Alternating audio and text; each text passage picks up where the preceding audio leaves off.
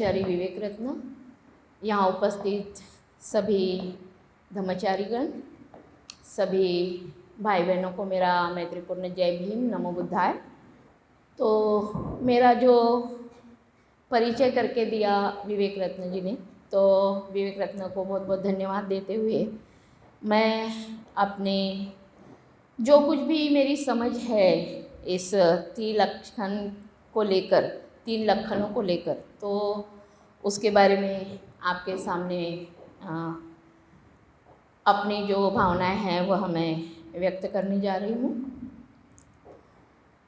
तो ये जो 3 लक्षण हैं हम बार बार सुन रहे हैं, आज भी हमने सुना और कल भी हमने सुना। तो ये जो 3 लक्षण हैं वह है अनित्य, दुख और अनात्मा। तो यह जो शिक्षा है, यह बुद्ध ने जब बुद्धत्व की प्राप्ति की और उस बुद्धत्व की प्राप्ति के समय उन्होंने इस शिक्षा की खोज की है और उस खोज में उन्होंने पाया कि यह जो जीवन है यह शाश्वत नहीं है। यह जो जीवन है उच्छेदवाद भी नहीं है। तो जीवन कैसा है? निरंतर, अखंडित, बदलने वाला और विकास की ओर हमेशा चलने वाला है, आगे बढ़ने वाला है। निरंतर उसकी प्रक्रिया जो है वह चालू है और इसी को बुद्ध ने मध्यम मार्ग कहा है। और इस मध्यम मार्ग को ही बताया गया है कि यही संपूर्ण अस्तित्व का संस्कारित है और यही जो संपूर्ण अस्तित्व हमारा जो संस्कारित है, इन्हीं को 3 लक्षणों से युक्त है, ऐसा कहा है। ये सब बुद्ध ने उनके जो कुछ भी उन्होंने बुद्धत्व प्राप्ति होने तक जो भी उन्होंने सोचा है, जो भी उन्होंने चिंतन किया है और जो भी उनके स्वयं के अनुभव है, उस अनुभव के आधार पर यह खोज जो है उन्होंने की है। और फिर जब वो पंचवग्गीय भिक्षु के पास पहुँचे, उसके पहले ही जब उन्होंने बुद्धत्व की प्राप्ति की, उसके बाद में चिंतन करते रहे और उस चिंतन में कई सारी बातें जो है उन्होंने सोची और फिर जो है उन्होंने इस तरह से जो ये खोज है वह मध्यम मार्ग के माध्यम से जो है वह सब तक पहुंचाई है। तो यह जो धम्म है, यह जो है वह मध्यम मार्ग है जो अखंडित है, निरंतर है और हमेशा बहते रहने वाला है, चलते रहने वाला है और विकास की एक प्रक्रिया की तौर पर यह चलते रहता है। हम देखते हैं हमारा जीवन भी वैसा ही है। हम नहीं कह सकते कि हमारा जीवन रुका हुआ है, वह चलते जाता है। जैसे हम सुबह से उठते हैं, हमारा जीवन जो है वह चलते रहता है। सुबह उठते हैं, हमारे सारे कार्य करते रहते हैं, तो हमारा जीवन जो है वो कहीं रुका नहीं रहता है, वह चलते रहता है। हम अलग अलग कार्य करते हैं, हालांकि जो भी कार्य करते हैं उसमें हम पूरी तरह जागृति से हमारे कोई भी कार्य जो है वो नहीं करते हैं।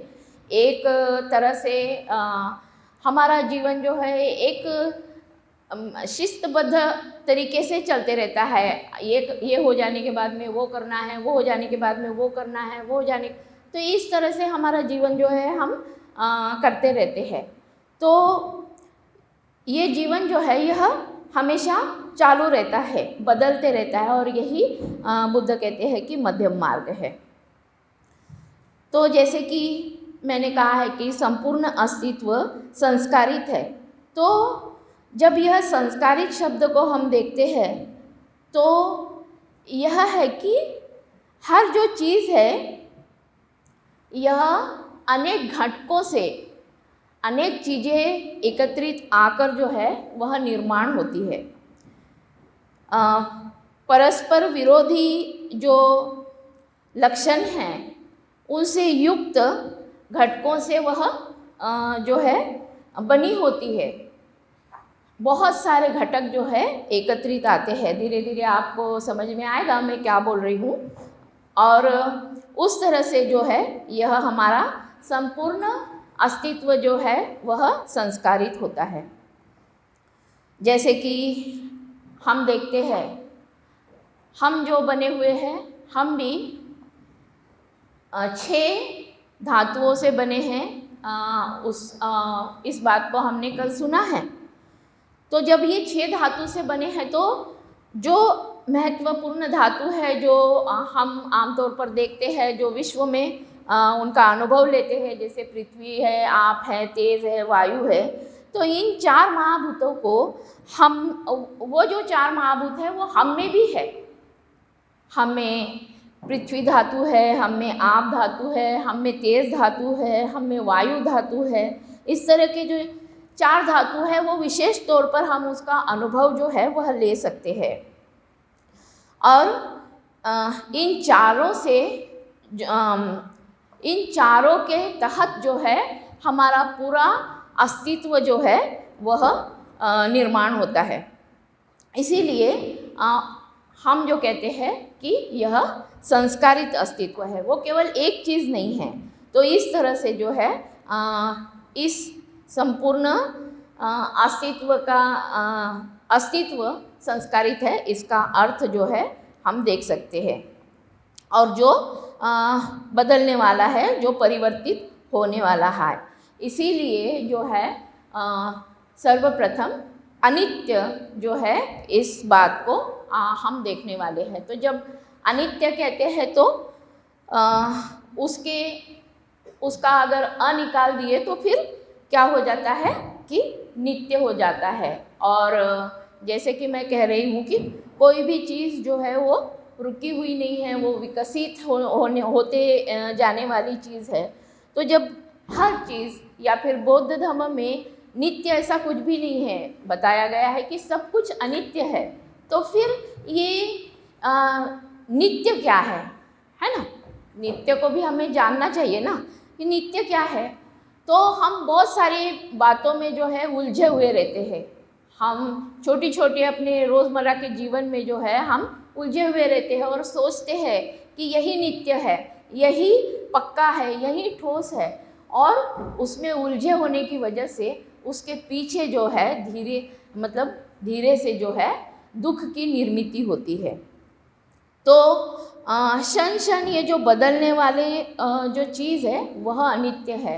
और जैसे कि आप मेरा नाम सुनते हैं कि मेरा नाम नित्याश्री है, तो जब मेरा नाम मुझे दिया गया था नित्याश्री, तो मुझे कुछ अटपटा सा लगा कि हमारे बौद्ध धर्म में नित्य तो कुछ है नहीं, फिर मेरा नाम क्यों नित्याश्री रखा मेरी गुरु ने। तो मुझे थोड़ा वो समझ में नहीं आया। तो मैं उस समय तो बोल नहीं पाई, पर बाद में जब मैं उनसे मिली तो मैंने पूछा कि आपने मेरा नाम ऐसा नित्य क्यों रखा, नित्याश्री, ये तो है नहीं अपने बौद्ध धर्म में। अनित्य हम मानते हैं या अनित्य को हम समझते हैं, अनित्य की तरह हम जीवन जीते हैं, तो फिर नित्य क्यों है मेरे नाम में। तो उन्होंने जो मुझे नाम का अर्थ बताया कि सत्य की आध्यात्मिक सुंदरता जिसमें है वह, तो जिसमें सत्य की आध्यात्मिक सुंदरता है, यानी सत्य की आध्यात्मिक सुंदरता क्या है, अनित्य। अगर हम अनित्य को समझते हैं तो जो सुंदरता है आध्यात्मिकता की, वो सुंदरता जो है हम अपने आप में क्या कहते हैं कि उसको हम अपने आप को निखार सकते हैं उस अनित्य की सुंदरता से। और जैसे कि विवेक रत्न ने बताया है कि अनित्य मेरे जीवन में जो चढ़ उतार आए हैं, तो निश्चित ही जो अनित्य है उसका मैंने बहुत नज़दीक से अनुभव भी लिया है। जिसको जैसे हम बोलते हैं कि अभी बातों में भी हम बोलते हैं, जैसे ही हमको पता चला है कि ये अनित्य यानी ये है, तो हम बातों बातों में भी बोलते हैं, अरे सब कुछ अनित्य है, छोड़ दो, छोड़ दो। इस तरह से हम बात करते हैं। पर भाइयों और बहनों, इतना आसान नहीं है अनित्य को समझना, इतना आसान नहीं है उसको पचा लेना। जिस पे बीतती है वो समझ सकते हैं और वो बता भी सकते हैं, क्योंकि मैंने उसका अनुभव लिया है। तो मेरी जो अवस्था हुई थी, मैंने भी अनित्य के बारे में सुना था, अनित्य के बारे में पढ़ा था, अनित्य का अभ्यास भी कर रही थी, उसकी तरह आचरण करने की कोशिश भी कर रही थी। पर जिस समय मुझ पर एक तरह से जो मेरे साथ में जो वाक़या हुआ, उस समय मैं इतनी पूरी तरह से टूट गई थी कि मुझे नहीं समझ में आ रहा था ये अनित्य वगैरह क्या है। तो इस तरह जो है, जब हम उस मतलब उस तरह के हमारे साथ में जब एक तरह से वाक़ये हो जाते हैं, तो हम देखते हैं कि हम सब कुछ भूल जाते हैं, धम्म भूल जाते हैं, और सब कुछ ऐसा लगता है कि मेरे जैसा दुखी और मेरे जैसा मतलब बदनसीबी, जो अगर मतलब एक शब्द सह लीजिए, क्योंकि उसके अलावा शब्द को कौन सा इस्तेमाल करूँ ये मुझे पता नहीं है। इस तरह से जो है हम अपने आप को समझने लगते हैं, और मैं भी उसी तरह उस जो दुख में है चली गई थी।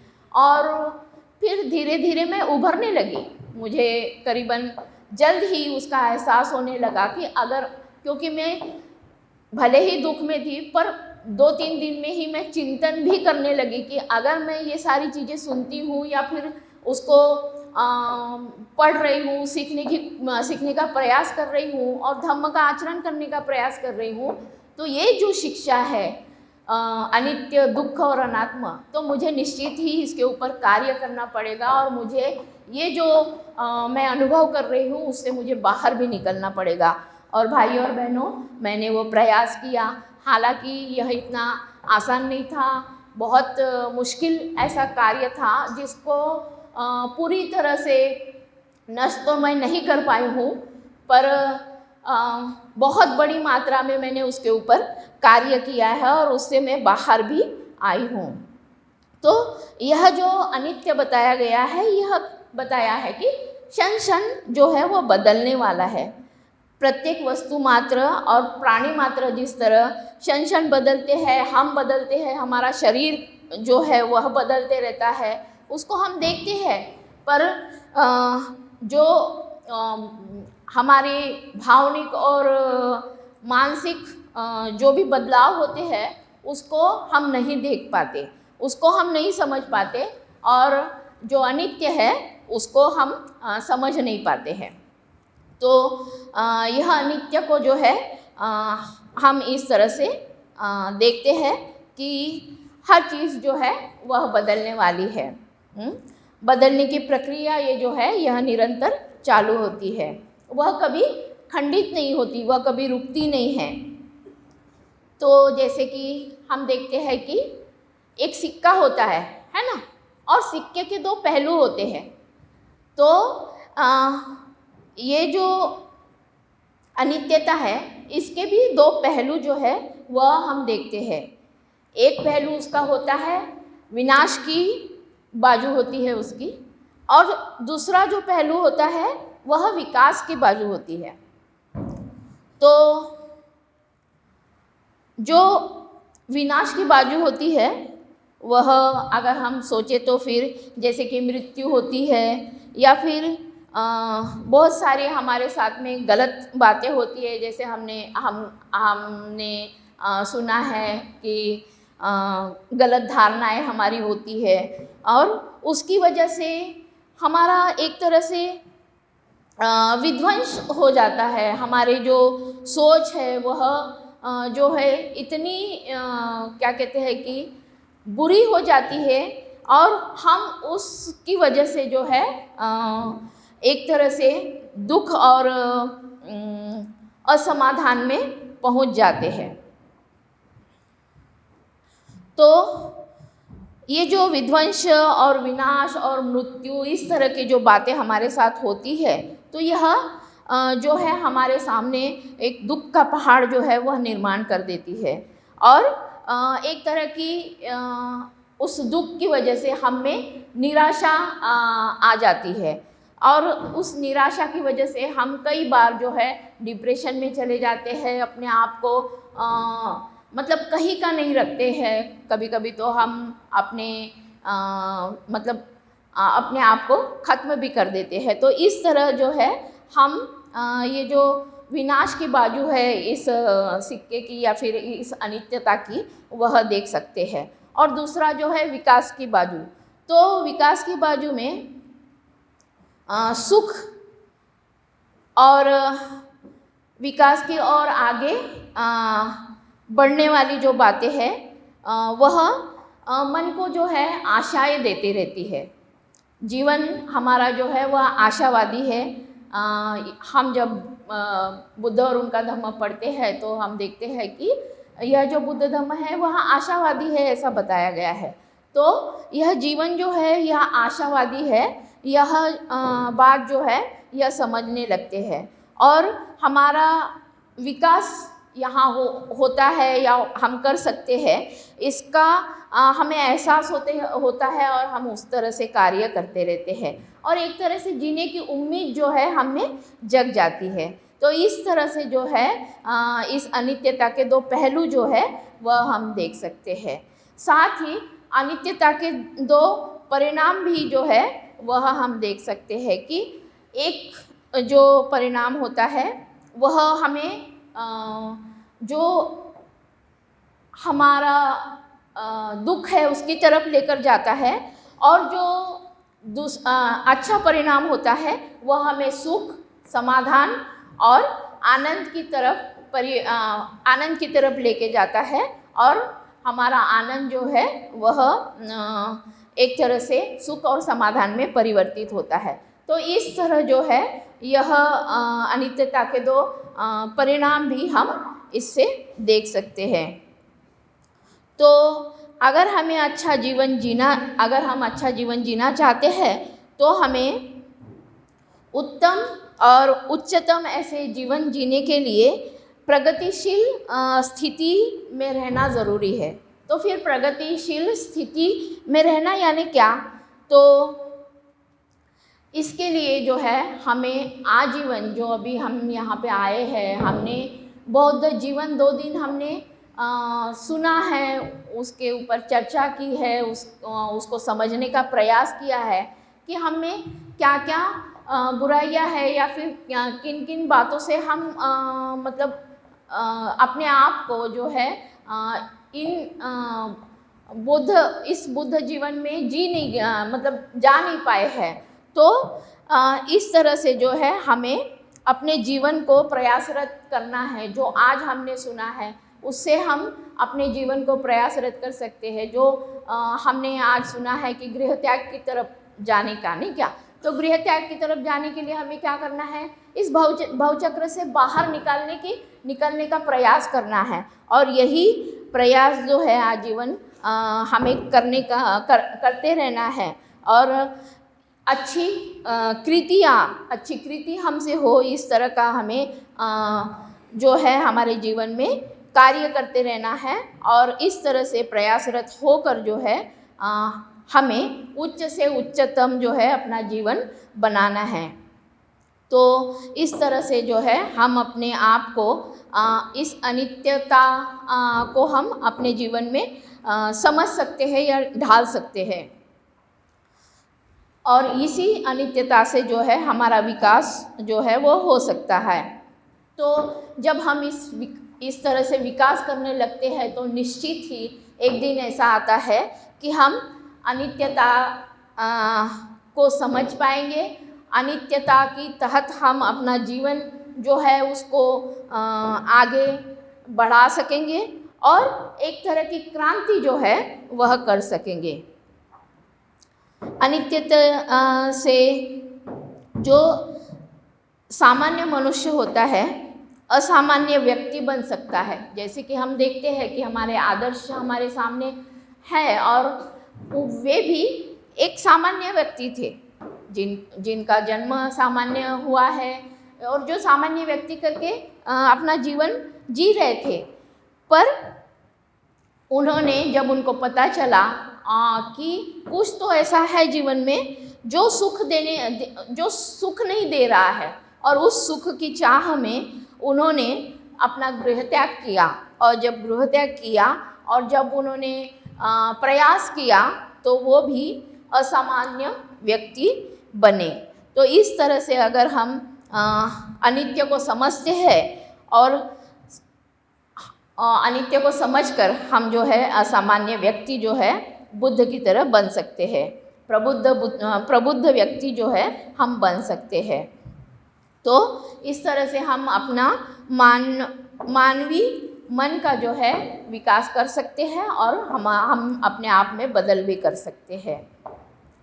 जिस तरह हम अपने आप में बदल कर सकते हैं उस तरह हम सामाजिक बदल भी जो है वह कर सकते हैं। तो अकुशल मन को अगर कुशल में परिवर्तित कर सकते हैं तो यह एक आध्यात्मिक बदल है, इस तरह से भी कहा गया है।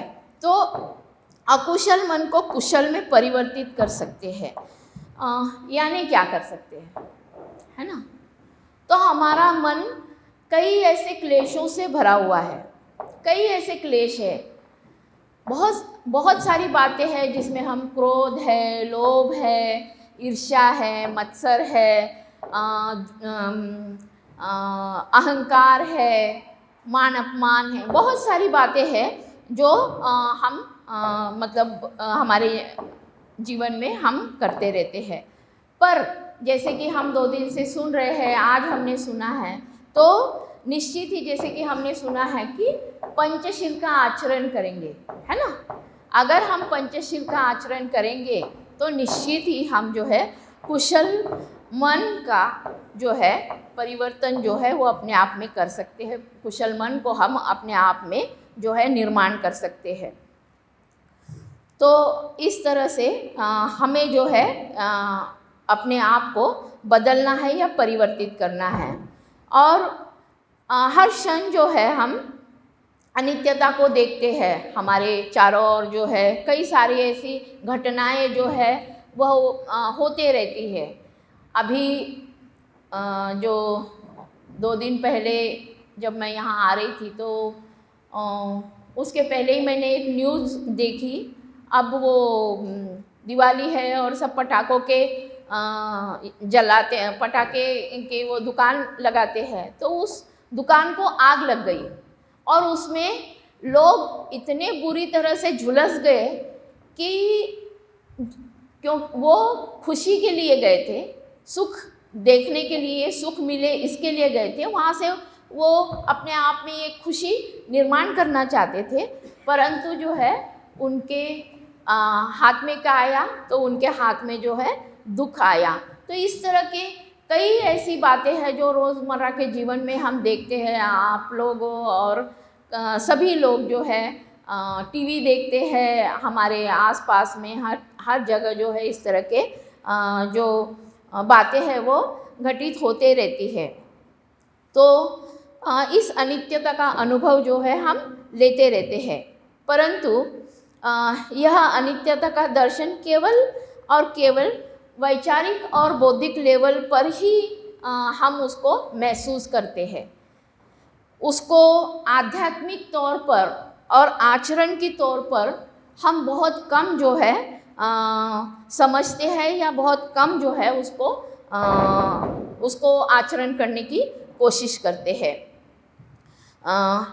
और इसी वजह से जो है हमारा निरंतर जो परिवर्तन है होना चाहिए वह नहीं हो सकता है। तो हमें यह ध्यान देना है कि हमारा शारीरिक या मानसिक या बौद्धिक जो है वह परिवर्तन हमें नहीं करना है, तो हमारा आध्यात्मिक परिवर्तन जो है वह करना है। और इस आध्यात्मिक परिवर्तन को करने के लिए यह दुख, अनित्य और अनात्म, ये जो 3 बातें हैं, ये जो 3 लक्षण हैं, इनको बहुत गहराई से अगर हम देखते हैं, इसको गहराई से समझने का प्रयास करते हैं, तो निश्चित ही आचरण करने में भी हमें सफलता मिलने में कोई दो राय नहीं है। तो निश्चित ही हम इसमें भी सफलता पा सकते हैं। हम जो है हमारा मानसिक जो परिवर्तन है वह कर सकते हैं।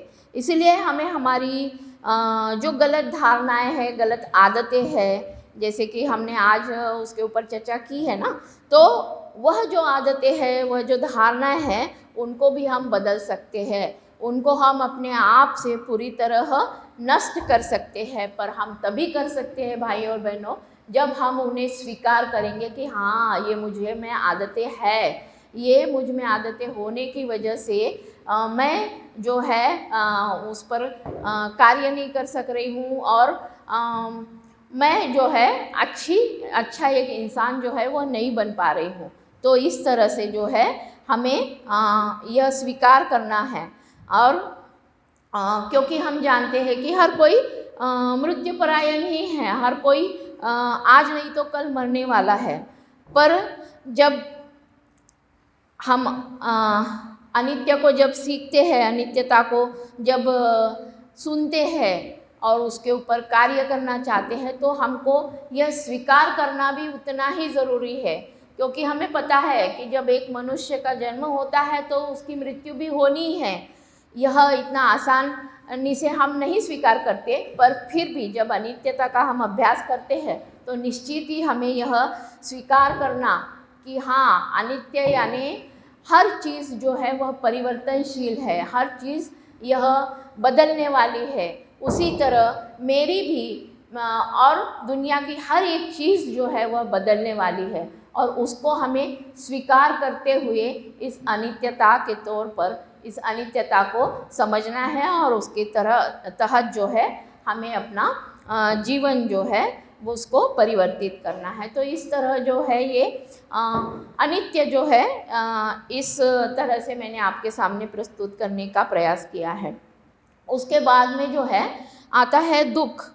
तो दुख के बारे में अगर बोले तो बुद्ध ने जो है बुद्धत्व प्राप्ति की, और उसके बाद में जब वो पहली बार जब पंचवग्गीय भिक्खु को जब मिलने गए, तो वहाँ पर जो है उन्होंने 4 आर्य सत्य के बारे में बताया।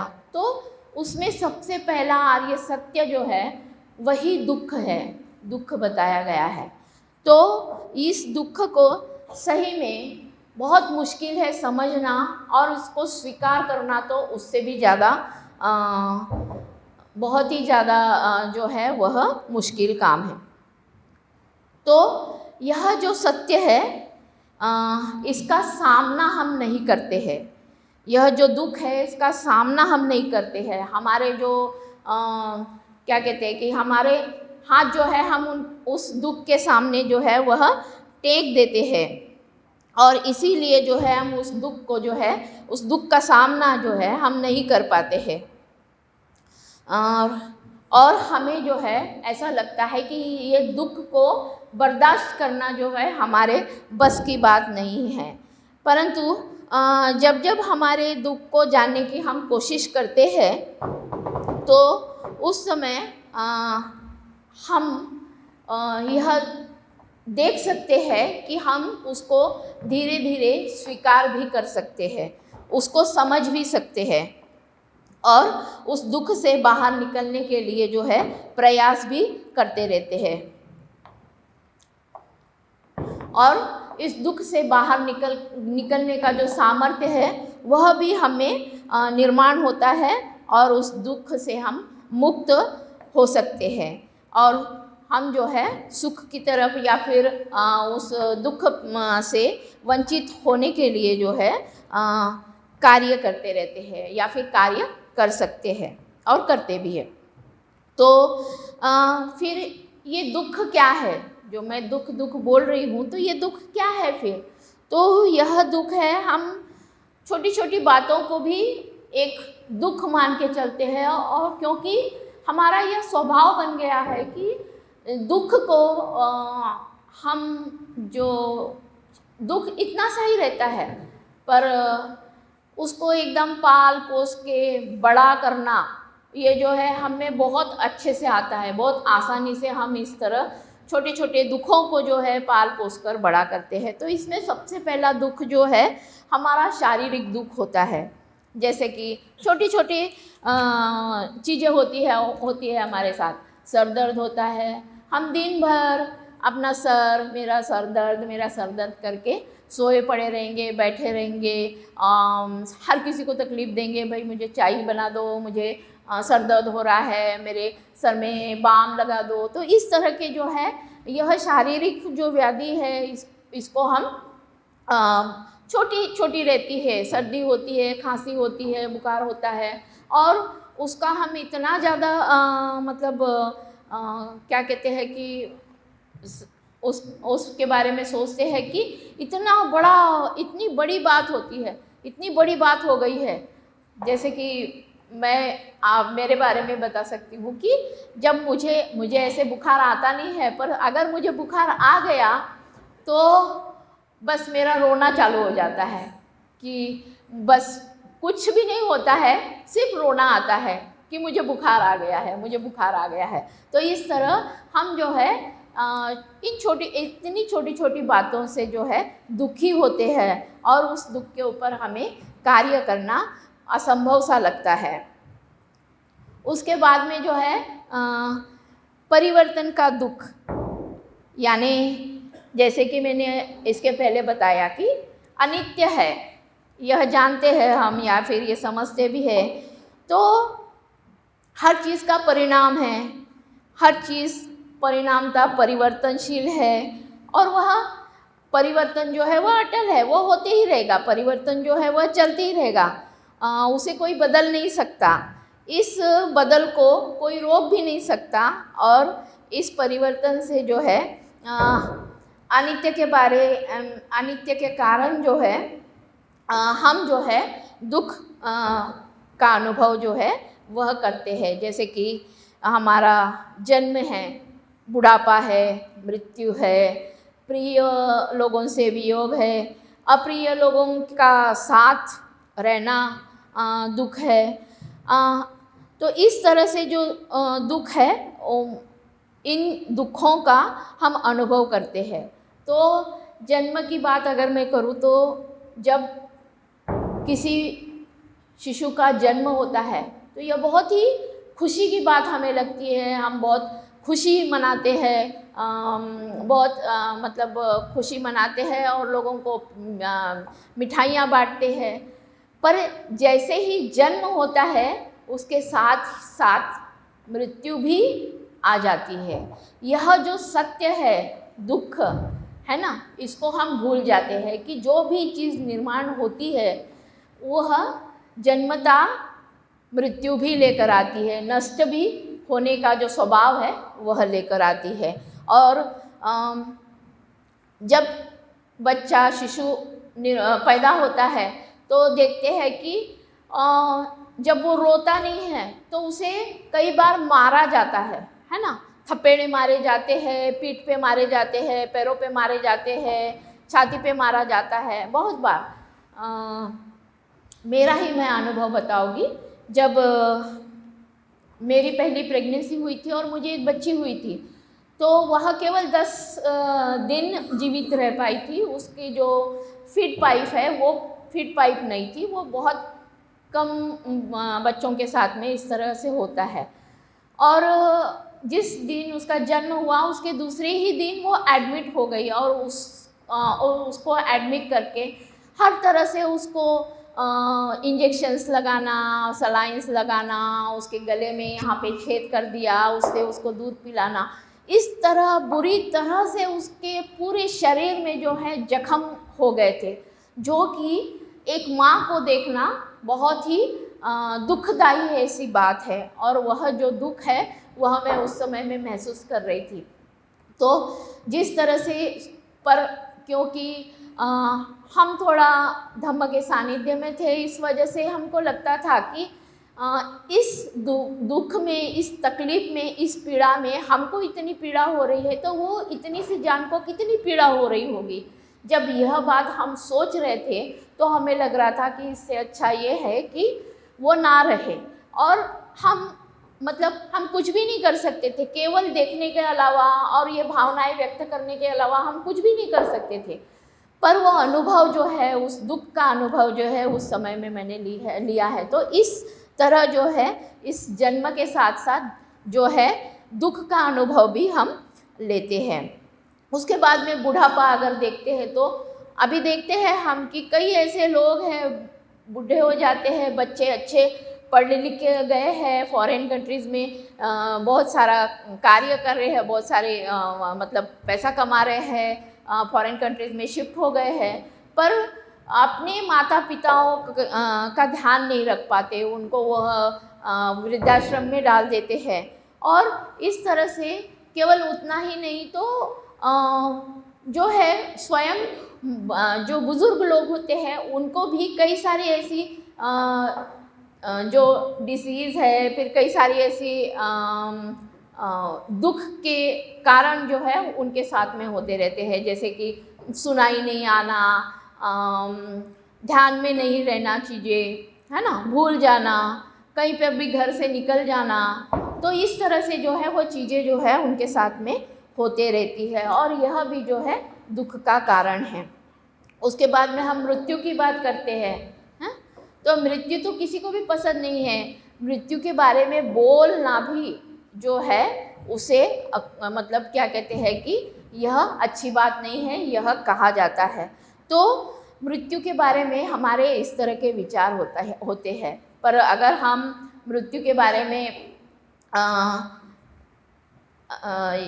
जो तिबेटियन जो कल्चर है तो उसमें अगर देखें तो जो मृत्यु है, मृत्यु का बहुत ही बड़ा जो समारोह है वो वहाँ किया जाता है। और शायद ये इस साइड में भी इस तरह का जो मृत्यु का समारोह जो है वो किया जाता है। तो मैंने एक मतलब ये सुनी डॉक्यूमेंट्री देखी थी, उसमें वो बहुत दिनों तक जो है वह मृत्यु का समारोह जो है वो उनका चलते रहता है। तो मृत्यु एक कोई क्या कहते हैं कि ऐसी बात नहीं है कि जिससे हमें कोई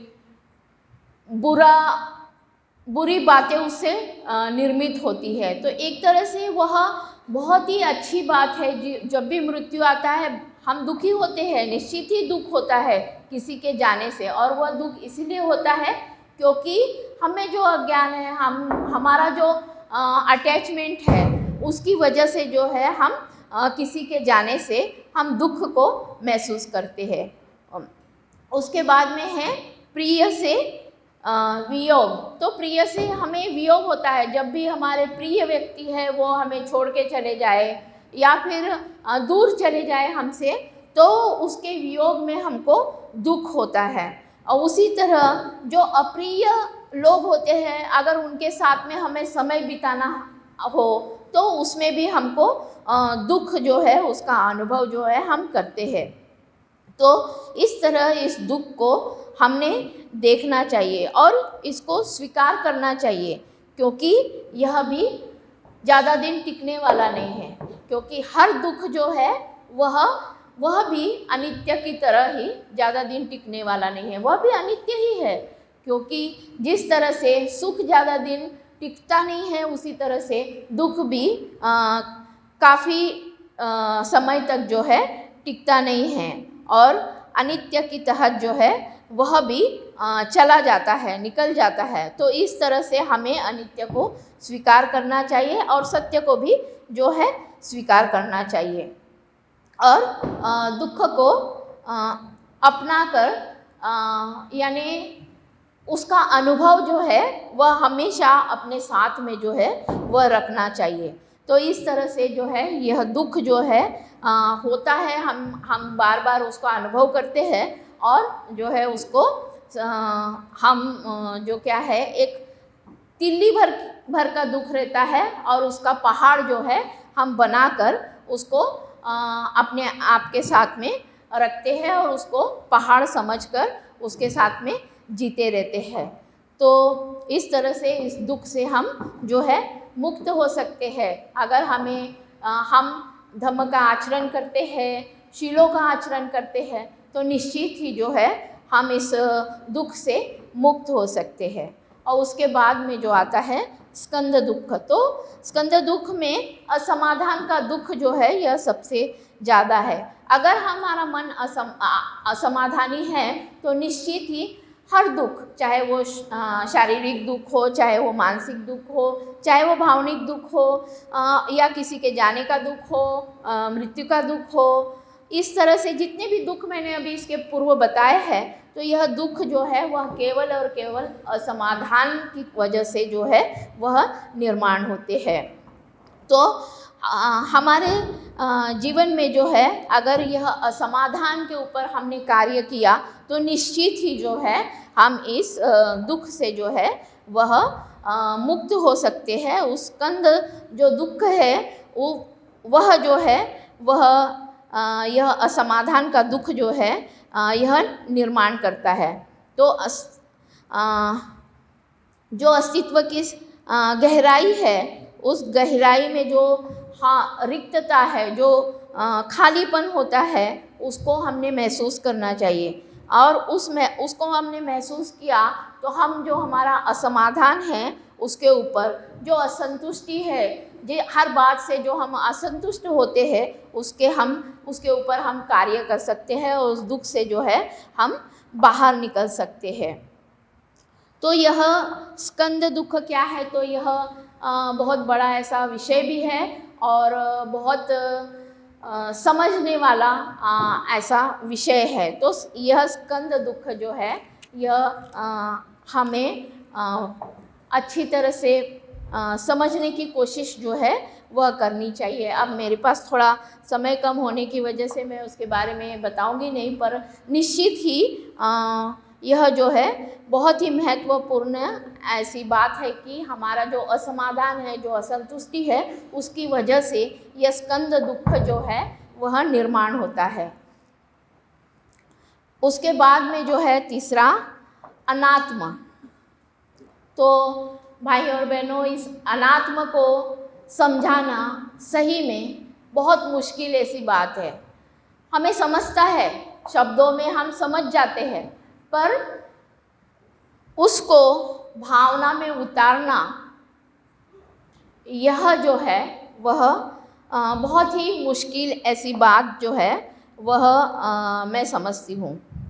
तो हमारा मन, शरीर, विचार, भावना यह सभी हमें लगता है कि हमारी है, पर वास्तविकता में जब हम देखते हैं तो यह कुछ भी हमारा नहीं है। ये थोड़ा है ना मुश्किल ही है, क्योंकि अनात्मा सही में मुश्किल ऐसी बात है उसको समझना, जहाँ आत्मा नहीं है, है ना। अब आत्मा बोला मैंने, आत्मा नहीं, क्योंकि बौद्ध धर्म में आत्मा का कोई स्थान नहीं है। तो ये जो अनात्मा है, जिसमें आत्मा नहीं है, और आत्मा क्या है, तो हम जिसे बहुत खिला पिला कर एकदम तंदुरुस्त करते हैं वह है हमारा अहंकार। और इस अहंकार को हम इसमें बताया गया है। तो ये जो अहंकार है इसको जो है इसको अपने आप से निकाल फेंकना जड़ से, और इसके ऊपर कार्य करना, यह जो है वह अनात्म है। तो हमने पहले ही देखा है कि किसी भी चीज़ का कोई स्वतंत्र अस्तित्व जो है वह नहीं है। हर चीज़ जो है एक दूसरे से मिलकर बनी हुई है। उसको हम किसी भी चीज़ को हम अलग अलग नहीं कर सकते। जैसे कि हम बोलते हैं कि मैं हूँ, है ना, मुझे बड़ा घमंड है मेरे अपने आप पे, मैं अच्छी हूँ, मैं सुंदर हूँ, मैं ऐसी हूँ, मैं वैसी हूँ। यह कई सारी बातें हम अपने आप के बारे में बोलते हैं। हमें लगता है कि मेरे सिवा कोई भी अच्छा नहीं है। तो यह जो अहंकार है, यह जो बातें हैं, यहाँ हमें ठूस ठूस के भरी हुई है। पर जब हम बुद्ध की इस शिक्षा अनात्म की बात करते हैं, तब हमें पता चलता है कि हमारा कोई भी स्वतंत्र अस्तित्व जो है वह नहीं है। और वह इस तरह से कि हम 6 धातु से बने हुए हैं। जैसे कि मैंने पूर्व में बताया है कि 4 धातु जो है वह बने, उससे हम बने हुए हैं। तो जो 6 धातु है उससे हम बने हुए हैं। अगर वह धातु जब हमारे मृत्यु होती है तो वह धातु अपने आप जो है वह हमसे निकल जाते हैं, हमारा शरीर नहीं रहता, हमारा शरीर मृत हो जाता है, वह क्या बोलते हैं, कभी राख बन जाता है या फिर वो हमें दफन कर देते हैं, तब नष्ट हो जाता है, ख़त्म हो जाता है हमारा शरीर। तो हमारे जितने भी जो भी धातु है वह जो है वह जो धातु है, जैसे आप है, तेज है, वायु है, पृथ्वी है, ये सारे धातु जो है वह जहाँ से आए हैं वहीं पे चले जाते हैं। तो फिर बताइए क्या है हमारा, और क्यों हम बोलते हैं मैं हूँ, है ना, मैं हूँ, ये मेरा है ना। मेरी चीज़ों को मैं छोड़ना नहीं चाहती। मेरे माँ बाप, मेरी लड़की, मेरा बच्चा, मेरा पति, कहीं जाना नहीं चाहिए उन्होंने, कहीं उन्होंने हिलना नहीं चाहिए, कुछ भी यहाँ से वहाँ वो जा नहीं सकते जब तक मुझसे ना पूछे, जब तक मेरे साथ शेयर ना करे तब तक। तो इस तरह की हमारी जो सोच होती है, इस सोच पर हम इससे कार्य कर सकते हैं। तो हमारा ये जो स्वतंत्र अस्तित्व है, इसको हम इस अनात्म के माध्यम से समझ सकते हैं। अगर इस अनात्म को हमने समझा कि कोई भी ठोस ऐसी बात नहीं है, हर चीज़ जो है कई सारी चीज़ें इकट्ठा आकर बनी हुई है। हर चीज़, चाहे वो ये जो मैं माइक से बात कर रही हूँ, ये माइक है, ये पेपर है, हर चीज़ जो है एकमात्र स्वतंत्र ऐसी चीज़ से नहीं बनी है। तो कई सारी बातें जो है इकट्ठा आकर जो है वह बनी हुई है। तो किसी भी बात का जो है स्वतंत्र अस्तित्व जो है वह नहीं है। स्वतंत्र ऐसी उसकी किसी भी चीज़ की जो है निर्मित जो है वह नहीं हुई है। तो इस तरह से अगर मैं एक उदाहरण देना चाहूँगी। अगर समझो कि एक लकड़ी है और उस लकड़ी को अगर जलाते हैं तो उसको जलाने के बाद क्या होता है, उसका कोयला बन जाता है ना। पर अगर उस लकड़ी के गुणधर्म को अगर हम देखें और कोयले के गुणधर्म को देखें तो कोयले का गुणधर्म अलग है और लकड़ी का गुणधर्म जो है वह अलग है। तो ऐसा नहीं बोल सकते कि कोयला यानी लकड़ी है और लकड़ी यानी कोयला है। परंतु अगर सही में देखा जाए तो कोयले का अस्तित्व जो है लकड़ी के बिना हो नहीं सकता। और इसी तरह जो है यह अनात्म को हम देख सकते हैं कि इसके बिना वो नहीं हो सकता, उसके बिना वो नहीं हो सकता। तो हमने प्रतीत्य समुत्पाद आज भी देखा है, कल भी हमने देखा था। तो हम निरंतर जो है प्रतीत्य समुत्पाद जो है यह देख रहे हैं। और प्रतीत्य समुत्पाद को समझना इतना आसान नहीं है ना। कर्म सिद्धांत को समझना, प्रतीत्य समुत्पाद को, ये बहुत ऊंची ऐसी शिक्षाएं हैं जो बुद्ध से आई हुई है। और इसको जब तक हम समझेंगे नहीं, अपने आप में उसको समझ कर ढालेंगे नहीं, उसके तहत हम आचरण करेंगे नहीं, तो हम जो है हमारा बौद्ध जीवन जो है वह जी नहीं सकेंगे। और जब प्रतीत्य समुत्पाद का नियम हम समझ पाएंगे, अभी कल ही सुवीर्य बोलते बोलते बोल रहे थे विवेक रत्न को कि विवेक रत्न आप तो मास्टर है प्रतीत्य समुत्पाद में। तो सही में प्रतीत्य समुत्पाद को इतनी आसानी से और इतनी सहजता से, इतनी सुलभता से जो है विवेक रत्न सिखाते हैं, क्योंकि मैंने भी उनके क्लासेस किए हैं, मैंने भी उनसे वो उसका जो पढ़ाई है वह की है। तो प्रतीत्य समुत्पाद जो है कुछ भी ठोस नहीं है यह बताता है। अनित्य भी, अनात्म भी यही बताता है कि कुछ भी ठोस नहीं है। मैं और मेरा जो है वह कुछ नहीं है।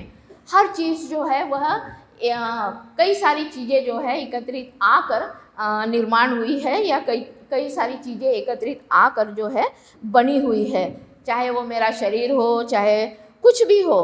तो इस तरह से जो है यह जो है प्रतीत्य समुत्पाद जो है वह बताता है, और अनात्म भी यही बात बताता है। और जैसे कि विवेक रत्न ने कहा है कि प्रतीत्य समुत्पाद ही धम्म है ना। तो यह विवेक रत्न ने कहा नहीं है, तो यह बुद्ध से आई हुई बात है जो हम तक विवेक रत्न ने पहुंचाई है। तो इस तरह से जो है प्रतीत्य समुत्पाद जो है वह धम्म है। संपूर्ण संस्कारित अस्तित्व जो है यह अनात्म है, इसमें जो है यह बताया गया है। तो इसीलिए जो है ये संपूर्ण अस्तित्व, संपूर्ण संस्कारिकता जो है, संपूर्ण संस्कारिक अस्तित्व जो है वह दुख है, मतलब जो अनित्य है, दुख है और अनात्म है।